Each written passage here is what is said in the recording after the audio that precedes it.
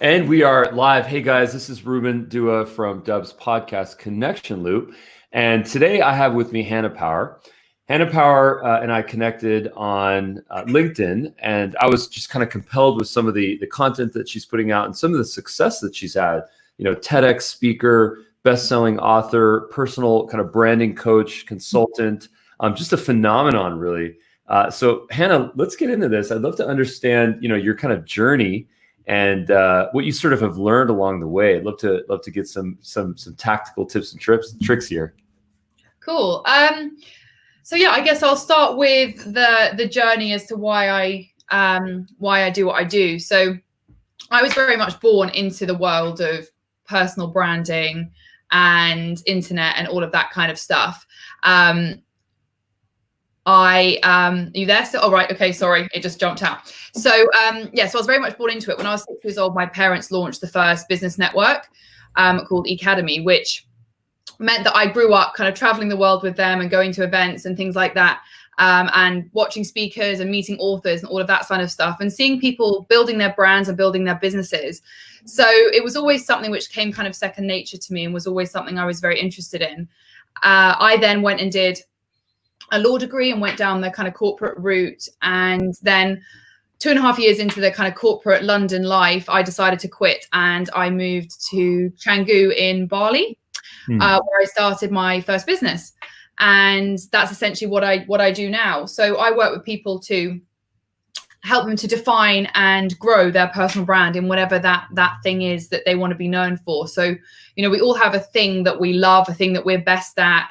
And there's so much opportunity now for us to be known for that thing. But, it's about working out how you can properly communicate it, what content you're going to create, all of these kinds of things to build your personal brand. So that's what I do. Amazing. When did you move to Bali and why did you move there?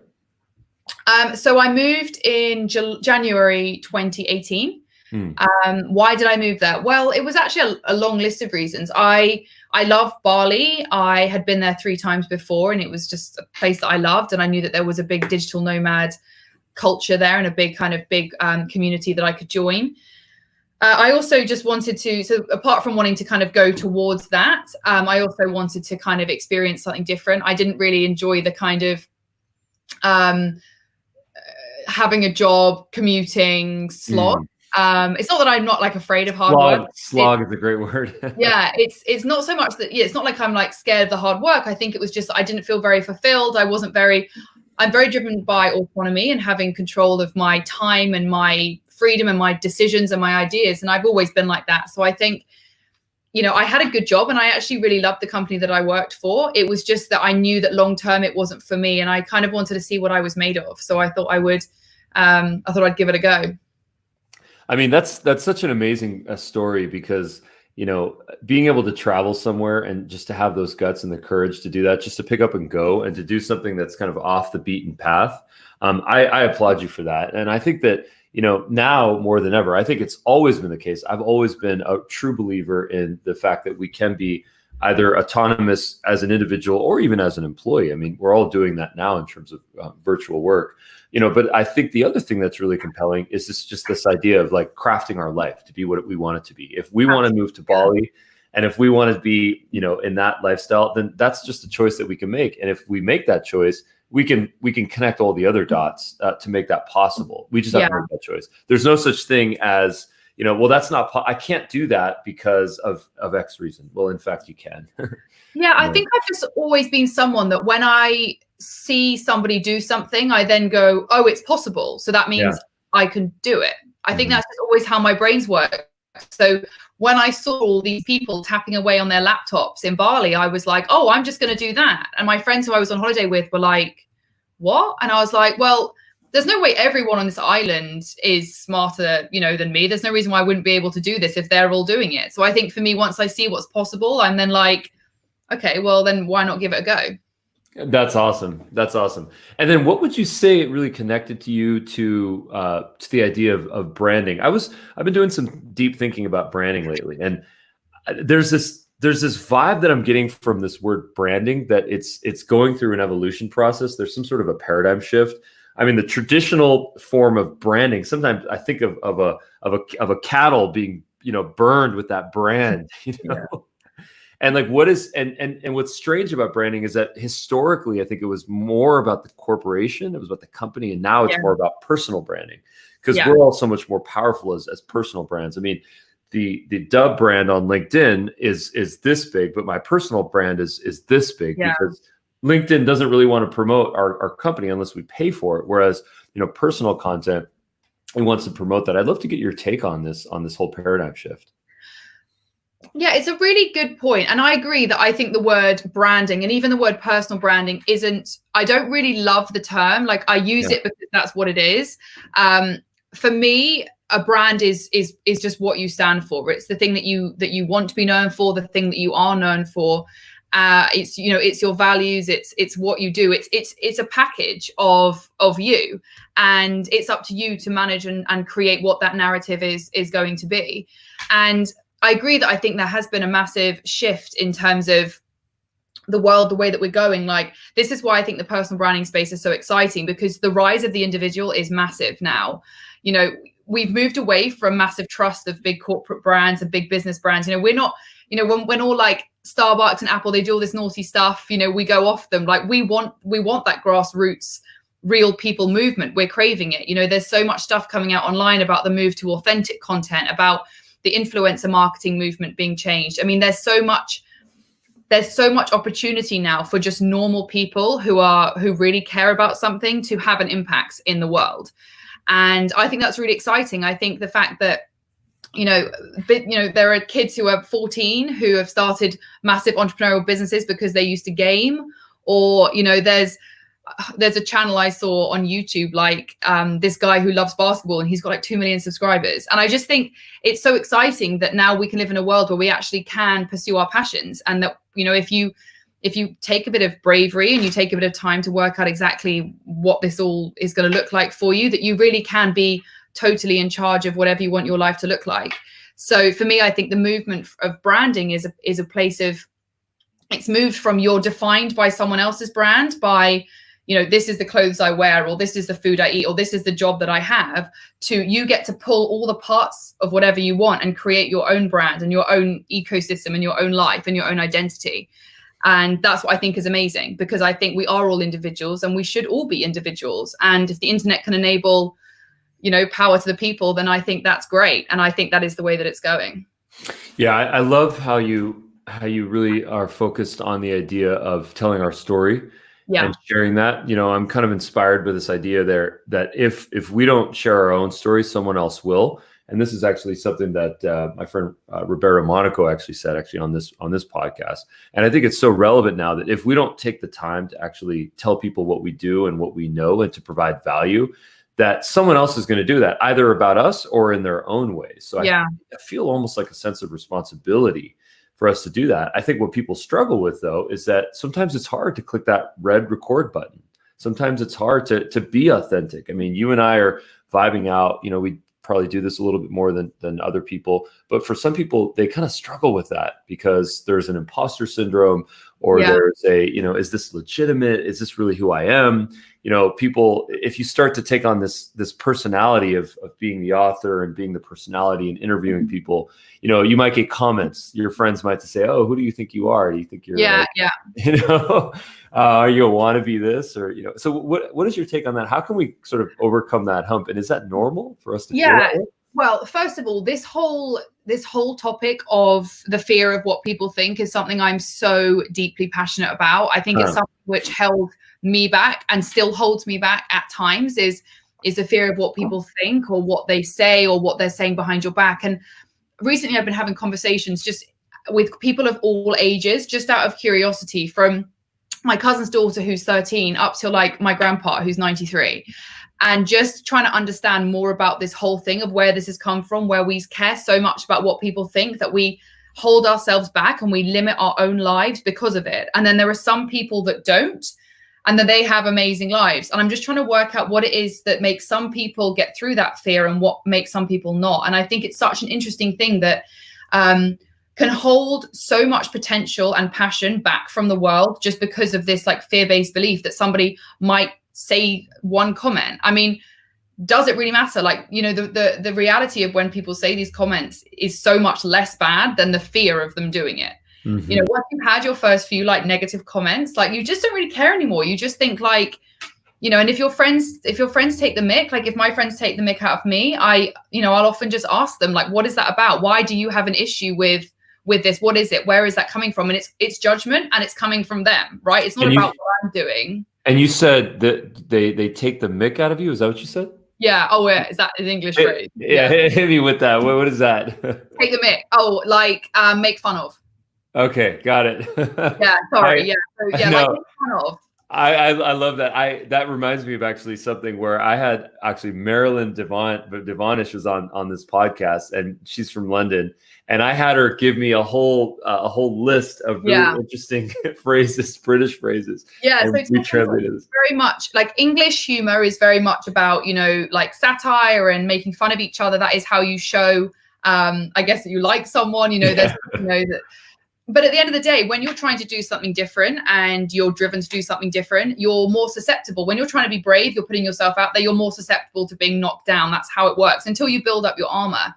So these kind of comments can have a massive impact. And I know that was something which held me back for so long. And then the thing that broke me through it, and the thing that I say to everybody when they're feeling like they want to do something, but they don't, you know, they fear that people are going to say, who do you think you are, or whatever it is, to flip it and think about the fact that your story and your personal brand actually isn't about you. It's about the audience that you serve. It's about the people that need to hear that message, that need to learn from you or be inspired by you or whatever that is. And if you have a skill set or a story or a passion or whatever it is, and you can share that with the world and you don't because you're scared, then that, to me, that's not really fair. So whenever I feel myself feeling fear coming up of, you know, people thinking, who do you think you are, or taking the mick out of my stuff or whatever, I just always stay in that like mission mode and like that vision mode of, do you know what? Like, I don't really care. I actually care so much about what I'm saying, and I believe so much in what I'm saying that can help people, that I think that's more important than my like bruised ego about somebody saying something who I probably don't even know them. And so I think it's about small steps. Like, I don't think everyone should just turn on their live video and start spouting their story off tomorrow.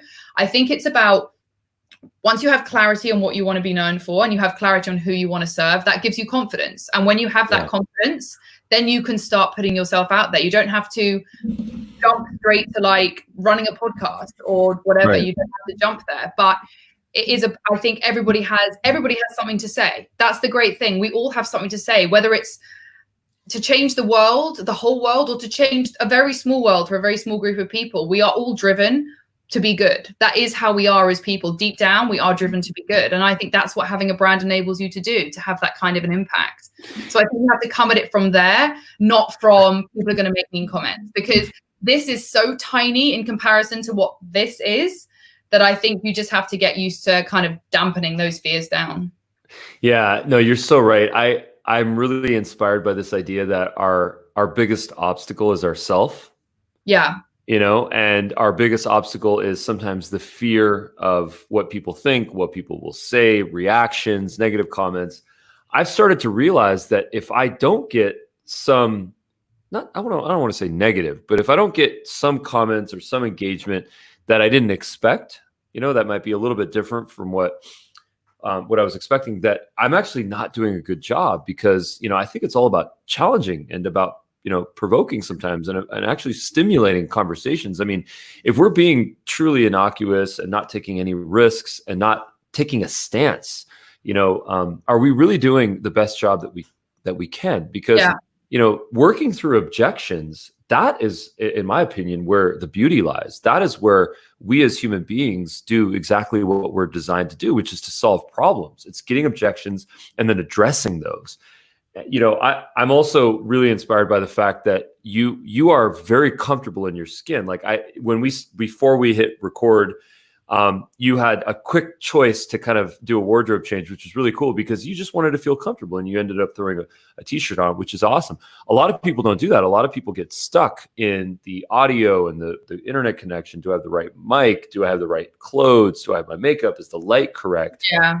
And it's unfortunate because, you know, I have lights and I have this, but I didn't shower today.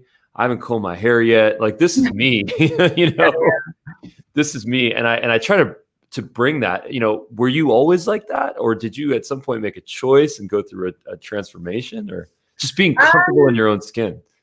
No, I mean, no, I've been on a massive journey, I think, of all of those kinds of things. I think, no, definitely 100%. I mean, I've always been very sure of myself in terms of what I do and don't want and what I do and don't think.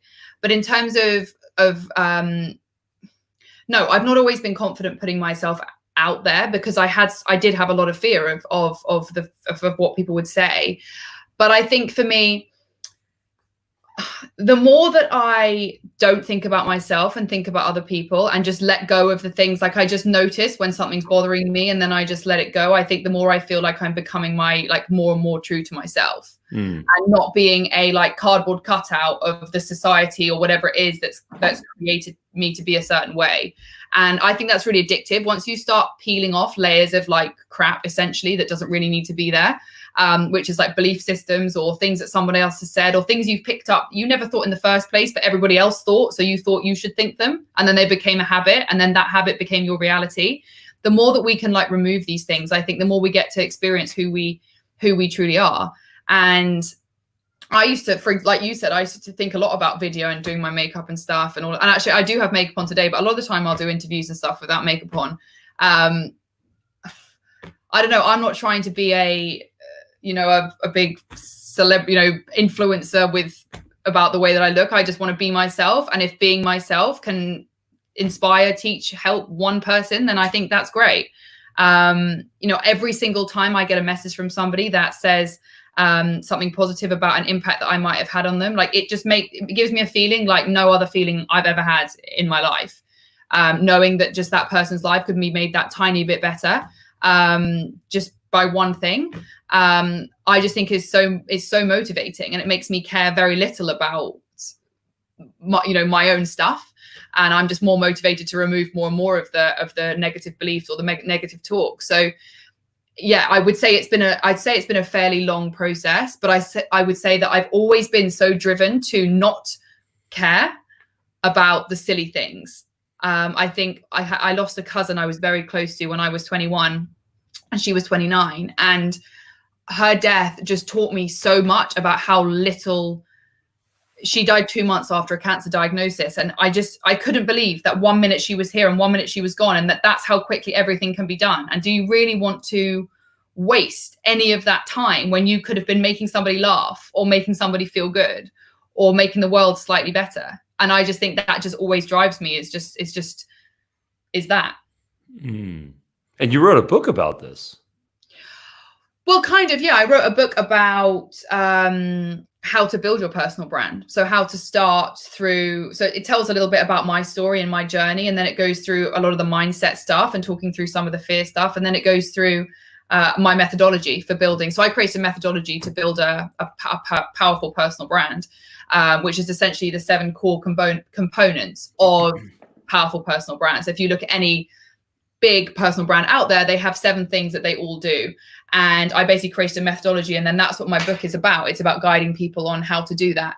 And at the end, it's about managing your time and things like that so that you can actually find the time to do it. Because fear and time are the biggest reasons that people don't build their brands. So started it with fear. I taught them how to build their brand, and then I ended it with how to manage their time. That's really, really actionable. I really like that. It's so nice. When you're trying to deconstruct something, reverse engineer success, it's really challenging because you can spend so much time trying to understand what people are doing, and then based on what you understand to come up with your own methodology. And that could take years. And entire mediums can change, your fear profile can change, and that your story can change, your profession, your skill set, your value.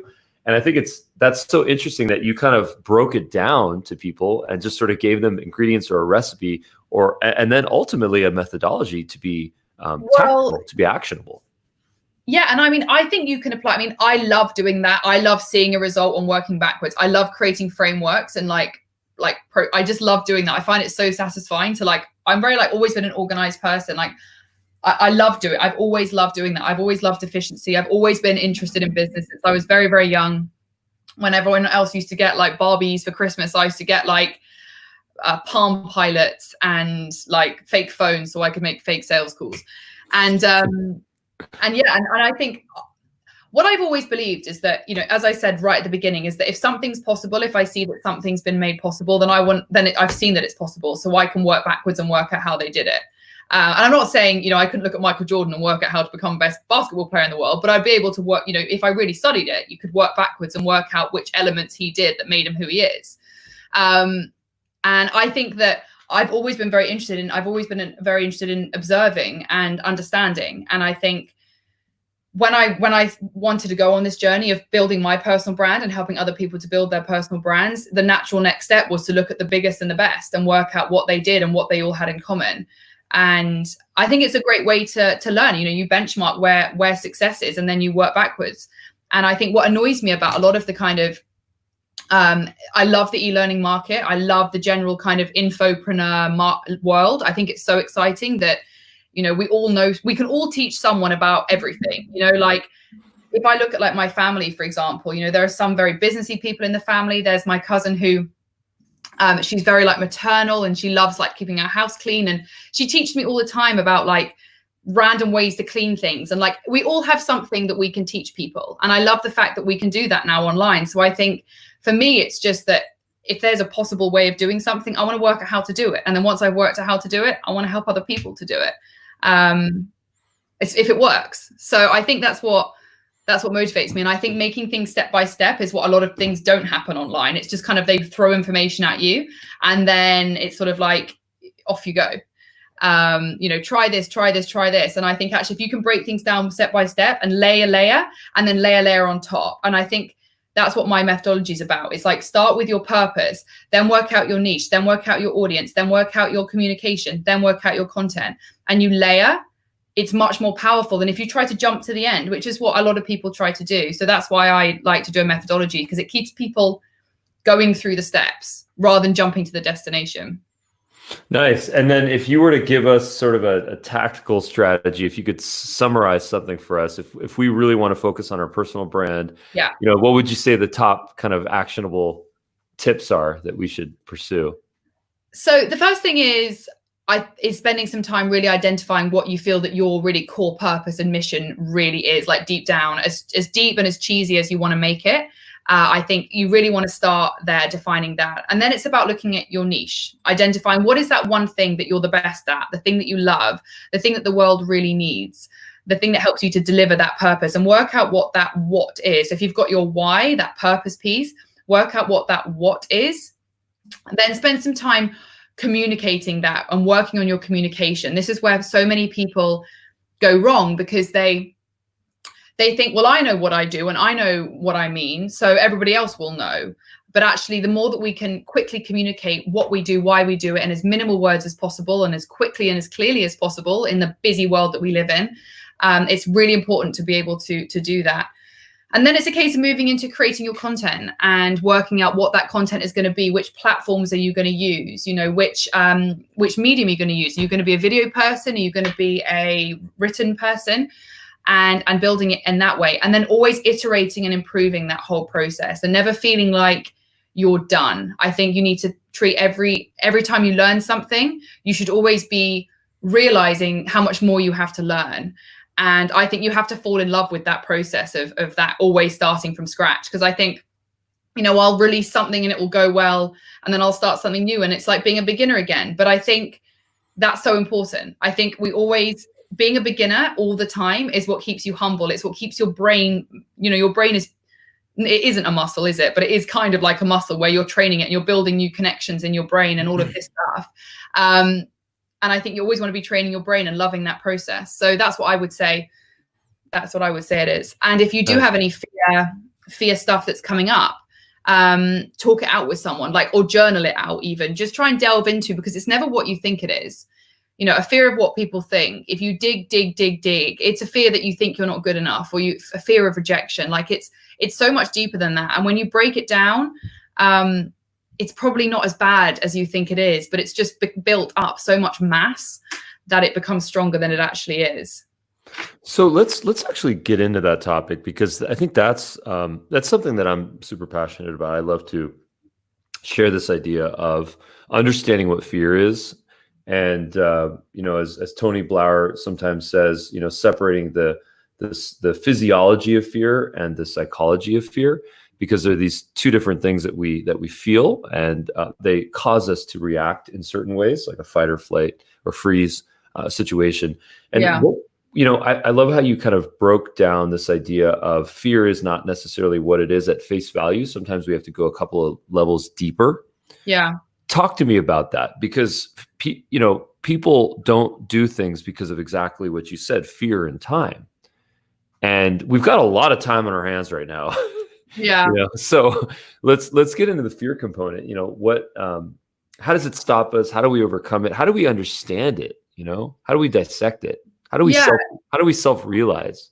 Yeah, it's really, I mean, it's such an interesting topic. It's the thing that I spend most of my time outside of like my kind of work studying and understanding, reading things from Marianne Williamson, Gabby Bernstein, Dr. Joe Dispenza. I mean, all of these people talk about fear in different ways, but it's all, it all comes from a place of basically, we have fear and love, or we have fear and faith, whatever you want to call the love side. And the fear, the ego is clever. It's there to protect us, and it was evolved to protect us, to have fear and to have fight and flight, so that when a tiger is going to attack you, you're going to know to run. But the thing is, we've essentially we've evolved at such like a rapid rate from the internet and stuff that we've like gone faster than like our evolution is ready to take us, which means that we've got all of these fight or flight things that are being triggered all the time. And then every time, for me, what I believe, and this isn't like a fact, but what I believe is that every time something triggers you and you feel that fight or flight, that like puts a layer, and then the next time it happens, it puts another layer on. And that's how you can keep building up a fear, which started as just one thing, and then it grew, and then it grew, and it grew. And over like 10, 15, 20 years, whatever, it's then a massive, massive fear. But it actually started as one very tiny thing that if you dealt with at the time, wouldn't have become such a big fear. And I think it's really interesting that, obviously all the mindfulness movement and all of this stuff has come out. And I've tried to do meditation and mindfulness for so long. And I've always struggled for about 6 or 7 years, until my younger brother has just done a master's in psychology, an undergraduate and then a master's, and he's going to do a PhD. And he told me the power of mindfulness is about gaining the awareness of your thoughts, of your negative thinking. You don't have to do anything with it. You don't have to try and change it and make it positive. You just have to be aware of when something negative comes up and just kind of go, oh, okay. And then the more you do that, essentially what you do is you take those layers back off until it goes back to that one tiny thing again, and it has no power. So it's not an overnight thing. Well, for me, it's not an overnight thing where I can go, well, I've had this fear of what people think since I was 10 years old. So tomorrow I'm not going to feel it anymore. Maybe there are ways to do that. I don't know. For me, it's about even identifying the fact I've got that fear. And then I just start having the awareness of when it's coming up. And then it just starts coming off, and the power of it just starts going away. And those layers just start removing. And I think for most people, the feeling of fear is so scary that they prefer to distract themselves. So they never actually go through this process, which is why they just keep building and building and building. And you get people in their mid-50s having breakdowns and going, I want to, quit my, I've got 10 more years. I'm going to work. I'm going to retire. I'm not going to retire. I'm going to go and start a new job, or I'm going to go and get a fast car. I'm going to go and move to another country, because they've let that go up and up and up. And then something snapped and they've gone, actually, this is not what I want. And I think the earlier that we can start to be brave enough, and this is why my biggest motive in everything that I do, even if I do it horribly wrong, is just to show to be brave and to be courageous. Because even if people think what I'm doing is crazy, even if it just makes them think, well, she's being brave, so maybe I could be a little bit brave. The more bravery and courage that we can motivate in ourselves, the more we can find these things and start to break them down. But it does take bravery, and that takes practice. So I think the first step is practicing being brave, doing things that push you a little bit out of your comfort zone, that help you to practice that, stretch that bravery muscle. Say to that person who keeps saying things to you, do you mind not saying that anymore? Trying something a little bit new, putting yourself out there a tiny bit. And once you cultivate bravery, which I believe was the first big step in my kind of movement through where I am now. Once you've seen yourself be brave, you just want to keep being brave and keep being courageous. And then that's how I think you start to break through those fears, because that you think I'm stronger than this fear. I'm a brave, I'm brave. So, I'm braver than you. So that you to the fear. So for me, that's kind of what the process looks like. Yeah, there's a really beautiful kind of cycle that I think we're exploring here, which is, it starts with this idea, I think, in mindfulness, to your point, where mindfulness is, and I have a mindfulness coach, in fact, who's also a martial arts coach to me, in Bruce Lee's form of Jeet Kune Do. So in this idea of mindfulness that I've been learning about, it's exactly what you said. It's this ability to acknowledge the things that are happening, not to try to fight them and overcome them. A lot of people, when they meditate and then they're distracted, they think about something. They're like, oh, I have to buy something on Amazon, or, oh, I want to check out that podcast, or, oh, what's that sound outside? It's not about trying to fight what is happening within your attention span. It's just acknowledging that it's present. You know, I feel uncomfortable. I feel like this. I have to remember to take out the trash. I have to do X, Y, and Z. This is occurring. And just knowing that, and just the sheer fact that you acknowledge it and just take a moment to embrace it for just a moment allows you to actually overcome it. And I think that maybe is what you're referring to. Whereas if we try to fight it, then all of a sudden it's just putting fuel on a fire.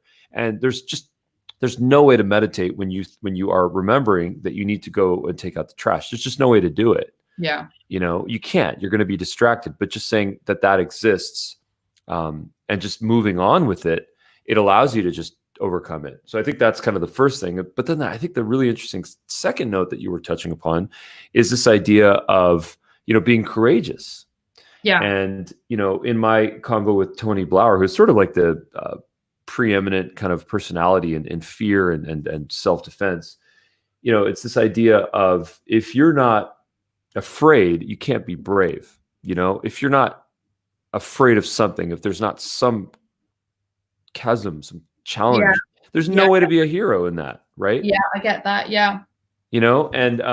Someone that's a sociopath that goes and does something, what they think is heroic or it's terrible, and to them it's heroic. That's not courage. I mean, they have nothing to lose. They're in a different mindset, So I think that cycle of acknowledging, but then sort of embracing fear, and then just improving and just getting into that cycle and just doing it and not really caring. I think I think it's healthy. Yeah. And the thing is that we are, at the end of the day, we are brave. Every single person is brave because, we've survived like a really long time, right? Humans have survived like for ages, and you have to be brave to survive, because that means that if something goes wrong, you don't give up, right? You watch these films, you read these books, you watch films like, I remember watching The Pianist. Have you seen it? The Pianist, the film. And I remember watching it, and yes, I was watching it was when I was living in Bali, and I was living with this guy I lived in a villa with loads of people, but this one guy was living with us at the time. And I couldn't understand why this guy fought to stay alive when he had nothing to live for. His entire family had died. And I just couldn't, it stressed me for so long. I think I was having a bit of an existential crisis at the time of, why would you just keep going? What is it that makes you just keep going? What is that you're going for? And I think that, that is an example of how brave you can be when you're really put to the test. And I think that everyone has that in them. I just think that we don't necessarily test ourselves. We don't necessarily put ourselves in positions where we have to be our bravest, because I don't think we really have, the best, necessarily all have had the best role models or whatever of people that we're following or whatever it is in the world to really show us to be brave. The kind of, I think a lot of the culture is, to play it safe. There's this fear-based stuff around taking risks and stuff. A lot of, when I told people I was starting a business, I got 50% of people saying that's amazing, and 50% of people saying, oh my God, how are you going to do that? It's like, there's this thing of like, this can't culture. And I think what's happening now is this can culture is coming in, where we're actually starting to see that, we can, and people can. And when you actually put yourself out there and you test yourself, and I'm kind of addicted to it now. Like, I always want to test myself and see like, what can I what can I be braver about? Like every day I'm just like, I want to be stronger and more courageous than I was yesterday. You know, I want to find more stuff. I want to fight more monsters. I want to like just do this. And I think once you start, you don't need to stop. You know, you just can keep going with it. And I think the people that lead the world and stuff, you know, that these really like amazing people that we have out there, you know, they've just practiced that bravery muscle, that courageous muscle. And I think that we all can do that.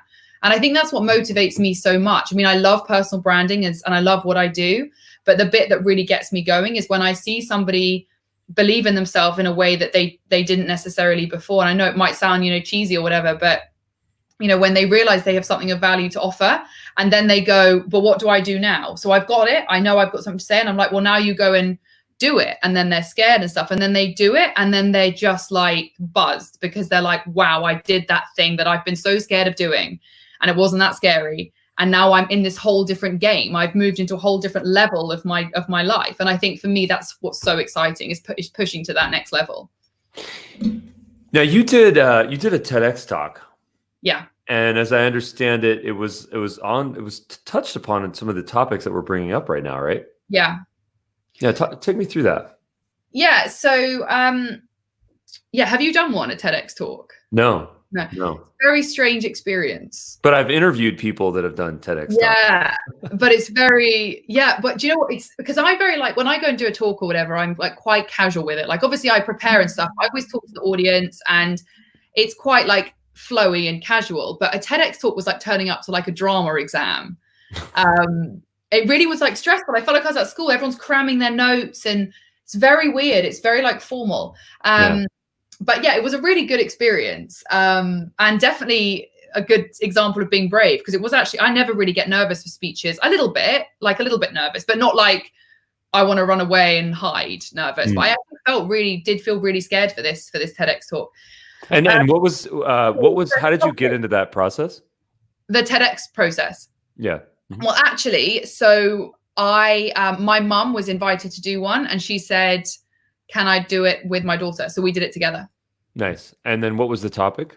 So the topic was, do we need adversity to create transformation in our lives? So, you know, you always hear these stories of people who have gone through something awful and that's why they are where they are. You know, there's always, whenever you see somebody really succeed, there's always a story behind them if they came from nothing or they had this awful thing happen to them or, you know, there is some form of knock which has enabled them to be who they are, and there's some form of adversity which has pivoted them or changed their life in some way.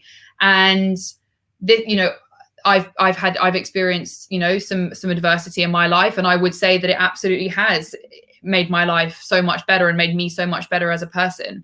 And you know, I look back on the adversity which I've experienced with gratitude because of the path that it took me on.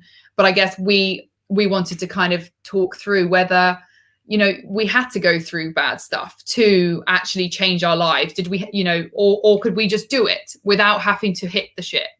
And I think that was a topic that we were kind of, you know, examining because, you know, most clients when I work with them, you know, almost coaches or mindfulness coaches or who, you know, all of these people that are doing all of these self-development and transformational things, whether it's, you know, what I do or whether it's somebody doing some sort of massive life coaching thing, it always, people push to a point and then they go, right, now I need help. And it's like, can we get there before the bad things happen? Do you have to wait for the pain to create the result? So that's what we were kind of talking through. So that was what the TEDx was about. Isn't it funny how when we're going through adversity, it's so painful. It's something we don't want, you know, we want it to be done with. But then when we surface from it and we survive from it and we evolve from it and learn from it, and we look back in hindsight and we say, I kind of needed that to get to where I am in my life right now. I needed that door to close to find this window to go through, or I needed to go through that to really evolve as a person and to become stronger, to be able to overcome and to beat the monsters that you mentioned. You know, it's sort of like this interesting paradox where we hate it, but we need it. And if we didn't have it, we wouldn't be who we are or who we are supposed to become. You know? you know? I know it is a really interesting one, and that's why, you know, we picked that topic, because I think we just kind of wanted to, you know, the concept of a TEDx is, you know, what's your idea worth spreading? And I think what I wanted people to leave with, what we wanted, Mum and I, people to leave with, was just a little bit of inward reflection of, you know, have I been moaning about stuff? Am I taking enough personal responsibility for my life? Or, you know, am I waiting for something to go wrong for me to then, you know, pull my finger out or whatever? Because I think, you know, some of the best people that I've met and I've learned from and follow and stuff have been through some dreadful things, or, you know, and share that openly. And I don't know. I personally don't think that we have to have massive knocks to create change.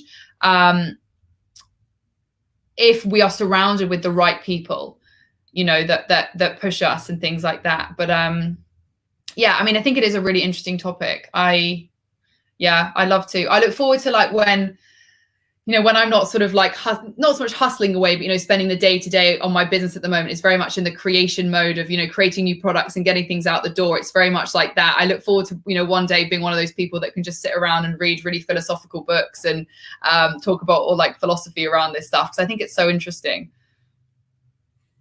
Yeah, totally. That's so cool. Well, I just shared the link to your TEDx talk, and I also shared the link to your book on Amazon.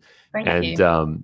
Yeah, absolutely. It was so good to have this convo. It's really refreshing, because I think you know, from my perspective on this, you know, personal branding is a result of many things, and I think it's the result of self-confidence, you know, story, inspiration, wanting to provide value, wanting to help people, you know, that feeling that you talk about where you affected change on that one person, you know, that's the power of it. It's in fact not, I think, to your earlier point, it's not about ego. It's not about saying, I want to be here and I want to be this super influencer. It's not about that. It's truly about affecting legacy and affecting change. Absolutely. And I think, you know, I can understand why people would think that it is about the other way, because that is the way some people are. And also the term personal branding comes across a little bit like you are being a bit egotistical and self-promotional. So I don't really blame people for thinking in that way. But my kind of mission, I guess, is to help people to see things in a different way around this topic, and see it as a vehicle for good and a vehicle for change. So yeah.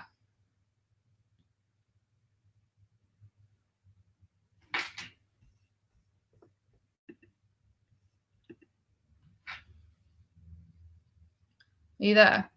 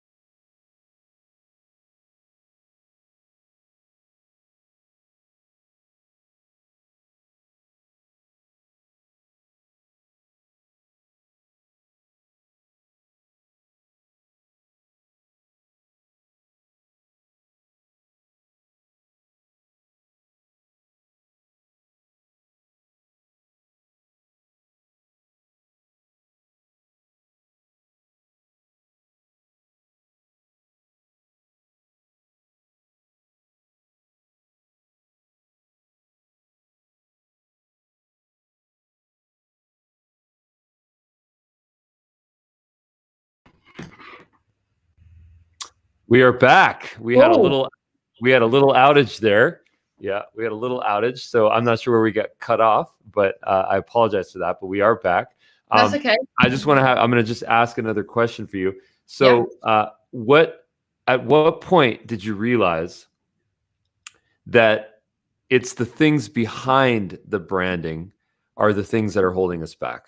The idea of fear, the idea of self-confidence. At what point did you realize that you needed to dissect some of these things in order to be a branding expert, really? I think it was when I actually decided that this was what I wanted to do. So when I first started my first business, it was very broad. I did kind of loads of different things. It was an agency, but I did project management and tech and branding and so many different things. And it was fine. It did quite well for a first business, but it wasn't really working. It wasn't really what I wanted. And when I really sat down, and I went back to Bali last January, and I was really homesick. And I planned actually to stay in Bali for another year and then go to Los Angeles. But I needed to come. I was so homesick. I was like, I have to go home.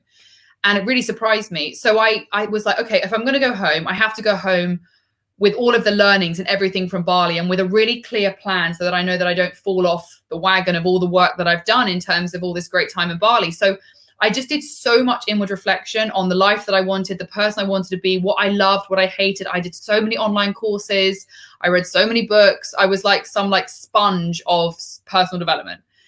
And then I realized, I was like, it makes so much sense to do personal branding because it brings together my whole story. First of all, it makes sense. It brings together my love of marketing and online sales and all these things that I love. And it brings together, most importantly, my love of people and stories and sharing. So I decided I wanted to do personal branding, and then I worked everything out. I worked out my methodology, and then I sat down to record my first video, and I just didn't want to do it. I was so scared. I'd done videos before, but not of me sat in front of a camera being like, this is me, this is what I'm going to do, this is what I believe, this is how I see the world. And I was so scared. So then I had to go on another journey of fighting through that fear. And working that through. So the reason that I knew that it was going to come up for my clients is because it came up for me, and I had to work through that. And right. I think that's for me, I think for me, I always try to bring my experience into any situation. And if I'm scared of something, then probably somebody else is too. And to be honest, I just spend so much time listening to my clients and trying to understand them so that I can help them more. There's this tendency when you're when it's your job to kind of help somebody with their brand or with their sales, for you to be the one who's always talking and always giving the guidance and giving this and giving that. Actually, what I realized was if I just don't speak and the other person speaks, the results are way better. So I just spend so much time listening to my clients, talking to my friends, talking to my family, talking to anybody, and trying to understand, talking to as I said, my 13-year-old cousin's daughter or my 93-year-old grandpa, and just trying to understand this stuff. And when I realized it, but when the kind of big moment was when I realized how affected I was by that. And I thought, I have to get through this to help other people, because what a horrible way to have your life limited by being scared of something that probably doesn't even exist. It's not even real. Yeah. None of us this time last year were sat in our houses panicking that coronavirus was going to change our world forever, leave us locked in our houses for months on end. None of us worried about that. We worried about other stuff, like where we were going to go on holiday, or how much weight we needed to lose, or how we're going to do this, or how we're going to do that, or whether that person was going to reply to our message. That's what we worried about. We didn't worry about this. And then what happened? None of all those other things we were worrying about happened, and this happened instead. So I just think, because there's just no reason, or there's no way to know what's going to happen tomorrow or even in 5 minutes, the best way is in the now, be brave and work through that fear, and then don't worry about the outcome. And you know what I found so powerful, I just have to say this, is have you watched the Last Dance documentary on Netflix about Michael Jordan and the Bulls? No. Mm-mm. You have to watch it. It's incredible. And at the end of it, what they say is, what was so unique about Michael Jordan, who is one of the most spectacular humans that we've ever had on this planet, in terms of when you watch that story, what he did, not just for basketball, but for culture and business and everything, is so crazy. And they say at the end, they say that what was so amazing about Michael was that he was so present. He didn't worry about missing a basket. He didn't even worry about the next thing. He just worried about what he was doing now. And that's what made him such a good player.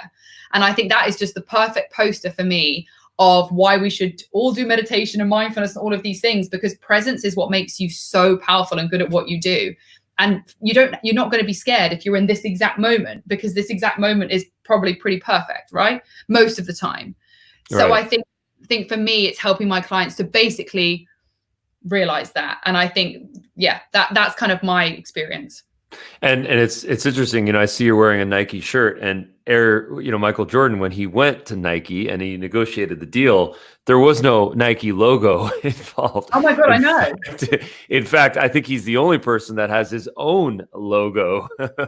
And talk about the power of personal branding. Oh my goodness, absolutely. I mean, yeah, it's incredible, because he wasn't just loved because he was good at basketball. His story, his swagger, everything about him was so cool, and everyone just so connected to it. And the thing is, there's this great quote. It's actually, I put it in my book, but I can't remember who said it. Is that people are silently begging to be led, and that we are all looking for people to be inspired by, people to learn from, people, whether they're super famous or whether it's just like someone on down the street. We are silently looking for people to follow. Even if we're leaders ourselves, there's always going to be a leader ahead of you, right? Right. And that's what it's been since like forever. Like the ultimate personal brand is probably Jesus, because he's managed to keep his stuff going for a very long time with no social media. So yeah, I mean, I think it's an amazing topic, and if you see it from the place of leadership and story and inspiration, I think it's a very exciting thing to think about. Yeah, I think Jesus's form of social media was toast. Sometimes you'll see on the internet there's like a piece of toast with Jesus. Oh yeah, he's got like memes now. Yeah, right, exactly. Yeah. Well, what I always love to say is, fear is false evidence appearing real. Yeah. And, it's this idea of, there are things that we worry about, but we don't really need to worry about them because they're not really real. I mean, of course, we have to be responsible and we have to survive. But at the same time, the vast majority of what fear it is just something in our head. Yeah, and something I learned recently from Dr. Joe Dispenza is that 95% of our thoughts are subconscious and only 5% are conscious. So 95% of what we're thinking. And also we have between 60 and 70,000 thoughts a day, and 80% of those are the same as yesterday. So if you don't start getting some conscious awareness of what you're thinking and those fear-based things which are holding you back, they are just repeating over and over again every single day of your life on that subconscious autopilot. And life will never change if you don't start changing that. So I think, do you know what, before you do your brand, unless you're already motivated to do your brand, if you're not yet ready to do your brand, just spend some time, follow one of these amazing people online. There's so many incredible resources. Dr. Joe Dispenza, I think, is an absolute king of this stuff, because he puts physics and science behind spirituality, basically, which just like you bring all those things together. And I'm just like sat in front of my TV watching his documentaries, like this is the most incredible thing ever. And just digging into our thought patterns, because that's where the power lies, right? Everyone knows that. Everyone knows that the mind is more powerful than anything else. So that's what I think is where everyone should be spending their time. How amazing we could just wake up one day and, if I just said to someone, like, you could feel everything could be perfect right now, just right in this second, this is perfect. You could feel that everything is perfect with no concerns about your dinner or the Amazon order or your bills, or if that person's mad at you, you could just feel 100% happy in that moment. People would pay loads of money for that, but you don't even need to. Right.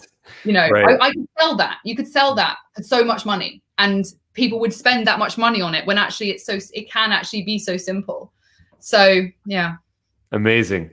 Well, Hannah Power, I really appreciated this conversation. I think that there were some really important topics that we talked about here, really going deep and dissecting into really what personal branding is about, and then the things that are holding us back from personal branding. So how can people find you? LinkedIn, website, give us some social. Yeah, so the best thing to do is just hannahpower.co.uk is my website, or just Google Hannah Power. There's some cool resources. I've got like a scorecard so people can find out what their personal brand score is, which is quite a good way to start. So it's powerfulleaders.co/scorecard. I can send you the URL, but that's quite a nice way to just get a little bit of insight into where you're at with your brand. Very cool. Amazing. Thank you so much, Hannah. Thank you for having me. That was really fun. Yeah. Thank you so much. Be well. Have a nice evening. All right. Ciao now. During the day. Have a nice day. Oh, yeah. There you go.